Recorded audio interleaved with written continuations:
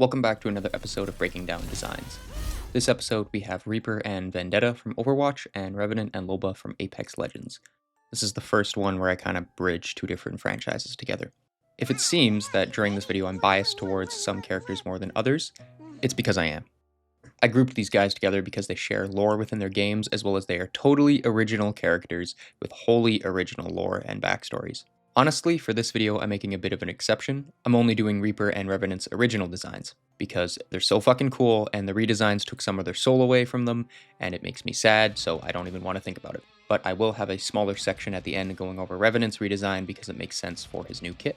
Just for you guys, I re-downloaded Apex Legends for the first time in like 4 years. I hope you sick sons of bitches are happy. I'm not. I also put in a bit more effort by adding some animated skits. I hope you guys enjoy those too. I also made a montage of the characters for this video, so it's all 4 of them at once instead of one at a time. With that, let's get this show on the road.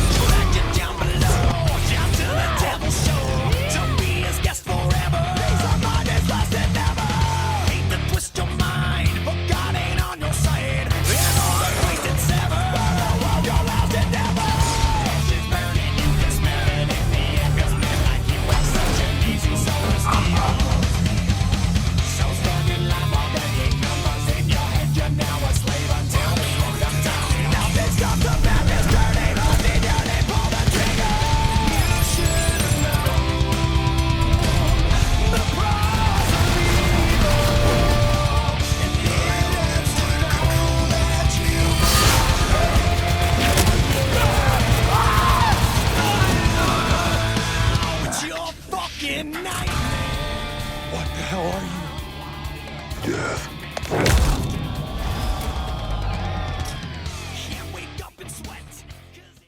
I'm not a psychopath. I'm a high-functioning psychopath. Starting with his color palette. His primary color is black, his secondary is a reflective gray steel, and his tertiary is a fully saturated red. His black is actually a really dark green if you look at it. Since green is the opposite hue to red, it emphasizes the red on him even more. His highlights are the bone color he has on his mask and his biceps. When he uses his abilities, he brings in some purple, and the muzzle flash from his shotguns are also mostly red. The color palette is very evil and very ominous. But the slightly different palette when he's mist-based does tell you quickly which state he's in. There are other signs too, those being auditory and silhouette-based.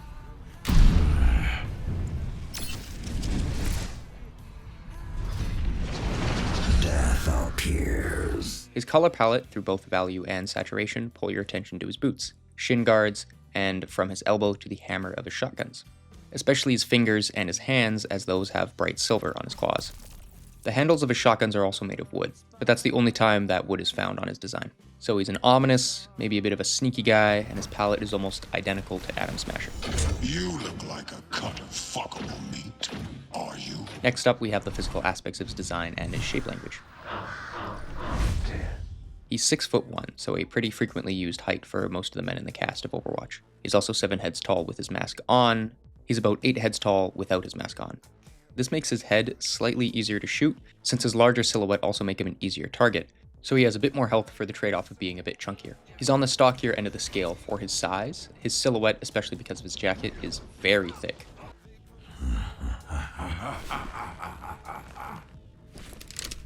You can fit like 5 of Ana's arms in his thigh. He also has really long legs and really long arms. His hands are also fucking massive. His torso is also rather short. He's covered in football pad adjacent armor. He looks like he could withstand a bit more punishment compared to lots of the other damage heroes. Since he's also chunkier, he is easier to hit, as well as his playstyle forces him closer to you, which makes him easier to hit too, since he's going to be bigger on your screen if he's closer up. So it's a balance thing to make sure he doesn't explode as soon as he walks in front of an enemy. He also has really big, chunky boots. When you turn him sideways, the dude looks like he has a great rack and a fat butt. Beautiful tits and rack. Love it. See ya. But his chest comes out so much because of the padding, and his butt sticks out because of the belts he has around his waist, pushing up on the fabric of his coat. He is, on the whole, triangular based, making him look a bit like a sea urchin. He looks like he'd be uncomfortable to hug. His mask is quite angular, his hands have claws, his shoulder pads are pointed, and parts of his shin armor is trapezoid based. When you look at Reaper's knee pads, they actually look like some sort of predator's head with glowing eyes looking at you, which isn't a detail I picked up on until recently. Reaper's face mask also reminds me a bit of a skull from a cow or a moose. And everyone knows the key to a great design is more belts and buckles, and he has several. His hands and shotguns have the brightest colors, the most visual detail, and some of the most noticeable spikes, meaning your eyes will go to these spots first. But his shotguns are big and square, and they don't look that maneuverable compared to Tracer's pistols. Since they're also big and the bore is so large, they look like they couldn't fire that fast. He's also only holding them with one hand each. It looks like if he fired them too fast, he'd break a wrist. Much like shooting a Malorian, this Choom needs to chrome up first to fire that iron unless he wants to club some arthritis. The other thing emphasized on him are the shells in their bright red. Red is the color of passion and danger. When mixed with the obvious Grim Reaper motif, we can pretty accurately guess what it's trying to signal.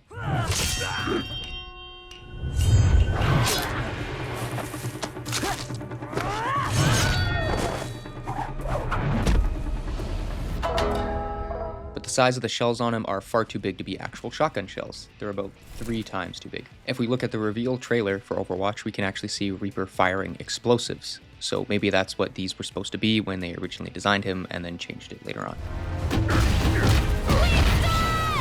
Much like how Bastion never originally had a configuration tank or artillery when they first concepted him, and then they added that afterward. Reaper's redesign proportioned the shells closer to how they'd actually look.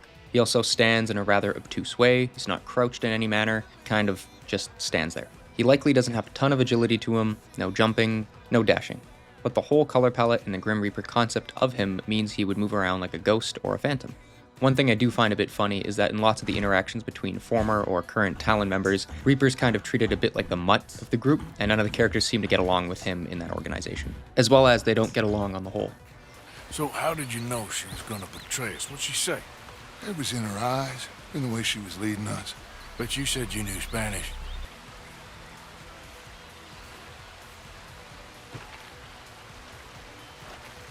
Senor, por favor. Damn, that's good. All in all, Reaper is supposed to convey an evil, close-range, stocky, and wraith-like presence on the battlefield, skulking around in the shadows before making himself known by cracking a couple of skulls without any subtlety or grace. I'll be sure to send them your regards, monkey. Next on the list is Revenant. Sorry about that. Don't worry. Your kill leader, Loba? I have at least 2 kills over you. Mommy and Daddy. I'll only go in depth on his classic skin, and at the end of the video I'll cover the redesign. Beginning with his color palette. His primary color is a dark red, his secondary is a gray steel that's close to white at times, and his tertiary is a yellow or gold depending on what material the color's on. Like Reaper, his palette is also a bit evil looking, especially with the dark gray and red as the main colors. But his palette is slightly more energetic compared to Reaper's, so his playstyle would likely be a bit more mobile since he's a bit more saturated. But the red on him likely associates him with blood and danger rather than the good of the color, which would be passion instead. First is looting, but then comes my favorite part, the screaming. Because his face mask is white, the red on it looks like blood streaming down his face like tears. The yellow is definitely not associated with curiosity or innocence in his scheme. The wrappings around his wrists are also a really dark and desaturated yellow.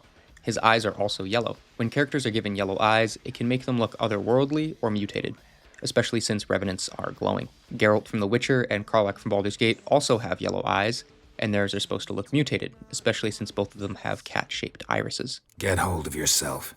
Men like you, when they break down, look downright pathetic. You're a heartless bastard. Mutations worked then. Revenant's palette draws your attention to his above clavicle level, as well as his center of gravity and the wrappings of his feet. So his palette is evil, but slightly more mobile when compared to Reaper. This segues into the physical aspects of his design because I don't know how to make this transition. He's one of the taller legends in the game. I don't know the exact height because every article and video I see lists him as something different, but he's somewhere between 6'3" and 6'8". But like Reaper with his mask on, he's also 7 heads tall. He's quite lanky looking with a rather thin silhouette, despite his height. So he still looks dangerous, but not defensive. Like maybe he's in the assault role or something. He's a bit more triangular in some spots when compared to a legend like Mirage, who's more circular based. You just need to learn how to relax. So can you get my back? The triangles are found on his shoulder spikes, the decals of his chest, the decals on his arms, and the thruster area on his back and some of the wrappings of his legs. He does have satchels attached to his chest, but those, because of their relative size as well as their coloring, don't immediately draw your attention to them, meaning they're likely not a hallmark of his playstyle, which they're not. As odd as it sounds, the upper chest region of Revenant looks like the jewelry worn by pharaohs. Ramesses, please, you must listen. I will not be the weak link. When mixed with the wrappings and the thin frame that looks skeletal, he reminds me of a mummy.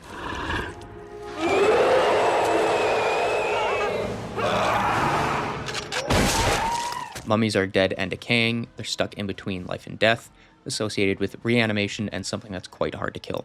Parts of that were associated with his pre-rework playstyle. If Reaper is supposed to have a playstyle associated with the Grim Reaper, Revenant is supposed to play like a mummy. The loincloth, an area that his color draws you to, is tattered and worn. Maybe it even blows in the wind or flaps when he runs. Revenant also has a head wrapping on. When I look at it, I think of people well-traveled, nomads in short. Ana from Overwatch has a similar bundled head look going on, and I'd also call her nomadic looking. Revenant looks like he knows how to take care of himself when moving across harsh environments. His physique is also slightly varied from academic proportions like Reaper's. Instead of his legs being longer, Revenant's arms are about 2 to 3 inches longer than average, making him look even lankier than normal. Some of his animations have him basically dislocate his shoulders to help drop his arms even further. Because of his body and proportions, he looks like he'd scuttle through air ducts to get to you. Finally, for Revenant, we can look at his face.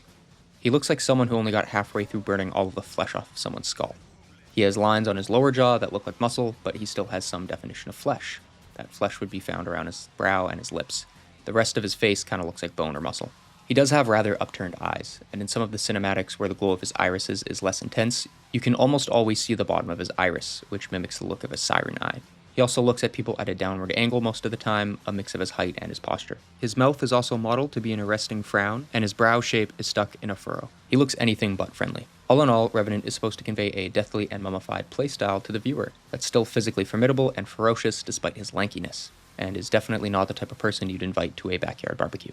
They will fear you again. All you have to do is live. Then we can head over to the first of the two ladies in this video. I want what I am owed. Owed? Child, you mistake your successes for succession. This may come as a bit of a surprise, but I'm quite okay with Vendetta's design. But I'll go into that maybe in a different video. Starting off, Vendetta is Southern Italian, which has a different complexion than Northern Italians. One looks kind of German, while the other looks almost Arabic. But I don't think her complexion, besides her eye color, are a part of her palette. So, speaking of her palette, let's cover it. The primary color of her palette is obvious when she's with her sword. It's a dark gray that changes depending on its material, from steel to leather. Her secondary is white, and her tertiary is gold. Surprisingly, red is her highlight color. Because she isn't wearing a lot of armor or clothing, the color palette is a bit harder to break down into the 60-30-10 rule. There's just not a lot to work with, but I can still figure it out. Because the sword is big and glowing, you look to it first, you also look to the fabric around her center of gravity. This gives the viewer two very large focuses of what she's doing even when moving around. The name of the fabric that she has around her waist may be more of a fantasy-based Terogis. I may have pronounced that wrong, I'm so sorry. Which are strips of leather that hang down from under the armor under the legs of Roman soldiers. We also see these used a lot in the depiction of gladiators. Her palette is very high and mighty, with its use of gold, red, and white. She's supposed to look wealthy and angry. White is a color and material that stains very easily, so it's used in the medical field to help quickly show those stains, because that usually means something's going wrong. Fine! What's 17 more years? I can always start again. Make another kid. Since white takes so much care to keep stain-free, it's usually seen as wealthy and angelic, but sometimes high and mighty because of that. Then the gold trim also associates her with wealth. And the very saturated red tells the viewer that she's high energy, passionate, and angry. When it comes to the fabric on her waist, the outside of it is white, while the inside is red. So when she's either spinning around or directly above you, it gives you an indicator of where she's oriented. Then we can move on to the physical aspects of her design and her shape language. She is 9 heads tall, which is a bit of a bold choice for someone who's about 5'8". Obviously, the sword is huge, so you look at it first. When you hide Vendetta's hair, you can really see how cartoonishly everything's proportioned on her, which is funny, if anything. Her legs are also really thick, so thick that they're bigger than her waist. But big strong legs are a sign of a healthy physique. They're also really good at jumping and kicking. Her kit has a lot of mobility, but her color palette doesn't draw any major attention to her legs, so her design likely doesn't lend itself to a kicking-based kit compared to someone like Chun-Li. She is overall more triangular than some other parts of the Overwatch cast. There aren't really many soft edges on her or what she's wearing. All of the soft shapes come from the organic lines of her body. The triangles are found on her gauntlet and her shoulder pad, many parts of her sword, parts of her chest plate, the top parts of her sandals, the tassets of her armor, her tattoos, her hair scrunchie, and parts of her turgis. She also has a shape on her gauntlet that looks a bit like the Talon logo, but it isn't the Talon logo. She also has this same shape on her chest piece. The hardlight of her sword is made of chevrons and trapezoids, looking both aggressive and structurally resilient. Her tattoos are also not that soft looking, sharing some of the angular shapes that the hardlight of her sword has. She also has a little jump pack, for lack of a better term, on the rear of her belt, and it's used in her kit to help propel her around. It kind of reminds me of the pilots from Titanfall. As active on the deck of the Malta, they must be disabled from the bridge before we can approach. The bottoms of her sandals actually have a little paw design on them. All in all, Vendetta is a sword-based hero that's quite athletically capable, with a focus on looking regal and dangerous, firmly associating her with a damage roll-based playstyle, as well as having a wolf motif across her design seen on her sword and her shoulder pad. A new Talon Empire begins now. Then we can cover Loba. You burned my house to the ground! My family's dead! What do I do? I'm gonna find you, motherfucker. I'm gonna... We'll start with her palette first. Her primary is white, her secondary is varying values and saturations of purple, and her tertiary is red. Her highlight color is gold. Her palette draws your attention to the entirety of her outfit above her knees. Her clothes are the focus of her design. Since her palette is mostly white, when mixed with purple, red, and gold, it looks quite regal, much like Vendetta. She looks like she would hate to get any dirt or stains on her clothes. I think of pompous wealth when I look at this palette. All this for me? You definitely should have. Since her secondary is purple, she's likely morally dubious when combined with her other colors, since the white pops so much against the darker shades of her boots. The entirety of her design kind of screams, hey, look at me, I want to be the center of attention. There aren't as specific focuses on her design like many of the other characters in the game though. Then we can look at the physical aspect of her design. She's somewhere between 5'2" and 5'8", but she does wear something like 4 to 8 inch heels, so that adds quite a bit of height to those measurements that I brought up. Oh, you think you're tough? Try fighting in 6-inch heels. She's also 8 heads tall. She's made of many smooth and circular shapes. The only triangles on her are found on the back of her black market boutique, the makeup on her face, and the fur collar she has. The triangles are found on that area of her body to help you look at her face. There we go, I said that right. Even her jump pack is a completely smooth shape. It kind of looks like a croissant. She does have a little gold wolf symbol on her left hip pouch. Her mostly unarmored and smooth design, when mixed with the mostly white palette, makes Loba look like she wants to stay quite far away from the fight. And she is in the support role, compared to Revenant being in the assault role. She looks like she likes to buy very expensive things. Now, let's see what treasures you have for me. Her kit revolves around her spotting and taking high-end loot, so that fits. She does have the teleportation ring, which isn't emphasized on her design, so you can't really predict that she has it. It's probably the weakest aspect of her design when paired with her kit, in my opinion. Or you could make the case that the ring's like a hidden tool or something, and you're not supposed to notice it because she doesn't want you to notice it, and it's like, okay, fine. All in all, Loba is meant to convey a dubious and wealth-centered character that would prefer not to get her hands dirty and stay quite far away from the fight. You're not dying today. You're not dying ever. Next, we'll go over why I don't care for the redesigns of Reaper and Revenant. For Reaper's redesign, he lost a lot of style in my eyes. He looks a little too smooth, and his arms look a little bit too organic for my taste. He also lost a lot of the football padding look he had originally. The materials on him also look a lot less worn in too, and I prefer them to look kind of tattered. I also prefer the old design of the shotguns with their wood handles. I also like the bone texture of his old mask compared to the new metal one. From a technical standpoint, Revenant's new design conveys his new playstyle better. His new one looks like he has a jetpack on his back, and he lost the mummy look he had going on. He almost kind of looks like a Gundam now. That was done because his new playstyle has him leap at people. So, that makes sense why he has an emphasized jetpack look. And it is a newer production model of body for him, so it makes sense for there to be less wear and tear too. But the material on him kind of makes it look like he's made of clay. To me, at least. His face doesn't also look as cool, in my opinion, as the previous version. My brother looks like he forgot to put in his dentures, and he's got his gums sticking out. Other than that, let's take a quick look at some fun facts. Turgis. Turgis? Turgis. Turogis. Turogis. Turiges. Turogies. Terogis. Turogis. Did I pronounce that right? Turogies. Turogies. Both Reaper and Vendetta during their walk emotes have jiggle physics on their thighs, which honestly is kind of a physique goals. The spikes on Reaper's arms are asymmetrical, which I didn't notice until making this video, and I've been playing Overwatch since 2016.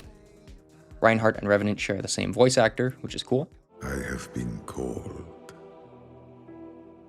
I must answer. But do you know where it is? Hammond Research Facility, Malta. Saw it in one of mine. Since Revenant's arms are so long and all of his emotes are done in motion capture in Apex compared to Overwatch being hand animated, when he sharpens his hands with a whetstone, he doesn't even sharpen his fingers, which are what he stabs people with. He kind of just rubs his wrist area because the actor who mocapped him doesn't have the same proportions as Revenant. Reaper's body is in a constant state of decay and repair. He's always in pain because of it, which may contribute to his grumpy demeanor, and he's also 60 years old. Why don't you say what you want to say about the situation? I want to die! That's what I say over and over and over again. I hate being alive. I hate being alive. I hate breathing. I hate being alive. I'm in tremendous pain. I'm in tremendous pain. Help me, help me, help me. I'm in so much pain. I'm in so much pain. I'm in so much pain. Revenant is like 350 years old, too. I don't really have that many fun facts this time. I'm sorry. Again, you guys can comment some fun facts if you know them. Reaper was one of the first 3 characters designed for Overwatch, and you can kind of tell, because in lots of the early playtesting, they seem to use lots of Reaper's animations as placeholders for other male heroes in the game, such as Hanzo. Oh man, this is like the cool guy Hanzo. Those are actually Reaper's animations Reaper's on Hanzo. A little section on Reaper because he has some nice little animated details. His third-person reload animation has a whole lot of aggression when he throws his guns down, and I think that's kind of cool. He's also animated to be snacking on cookies a lot, which is kind of funny. I don't know how he eats them though, but who knows. His upper chest and head have some timing overlap during his walk cycle. Lots of the other characters in the game have this, but it's quite noticeable on Reaper because he has a slightly slower gait compared to lots of the other characters. In the reveal trailer, he does do a little squash and stretch in front of Winston, and that's kind of cool.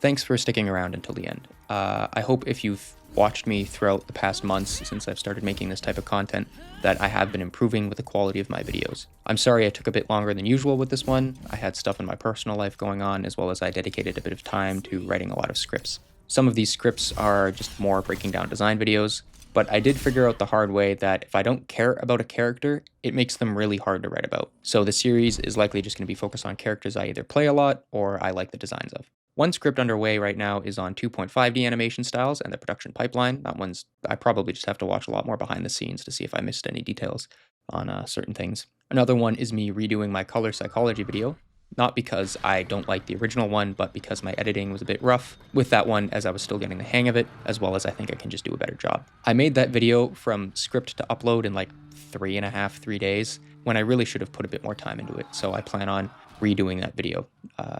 So I sound a bit more put together and to make it a little more cohesive and less scattered.